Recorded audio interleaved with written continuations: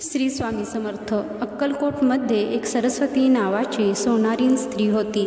तिचे वागणे हे वेडसर असे, परंतु तिच्यावर महाराजांची पूर्ण कृपा होती।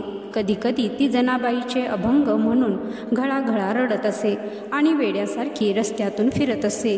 तिच्या जवळ चिंध्यांचे एक गाठोडे असे व एक गाडगे। या सोनारणीचे वैशिष्ट्य असे की तिला स्वामींच्या वाक्यांचा अर्थ कळत असे। इतकेच नव्हे तर एखाद वेळी स्वामी महाराज रागवले आहेत आणि त्यांचा राग शांत होत नाही, त्यावेळेला सेवेकरी मंडळींनी मन्याबा आणि ही सरस्वती सोनारीन यांना शोधून आणत।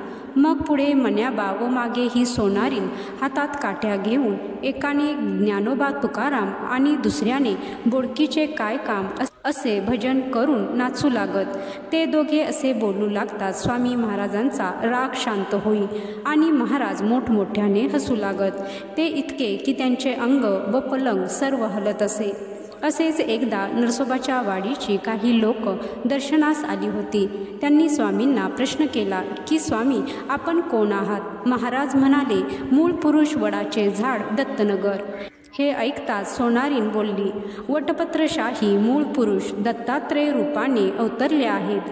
खरोखर त्या वेड्या सोनारणीने असे उत्तर देताच सर्वांना आश्चर्य वाटे। परब्रह्माच्या वाणीची उकल एका वेड्या स्त्रीकडून होईल याला लीला नव्हे तर आणखी काय म्हणावे। तर मंडळी, या कथेचा बोध हाच आहे की आपल्या विचारांच्या पलीकडेही काही गोष्टी घडत असतात आणि या सर्व ब्रह्मांडाचे मूळ स्तोत्र स्वामी आहेत, हे कायम लक्षात ठेवा। धन्यवाद। जय श्री स्वामी समर्थ।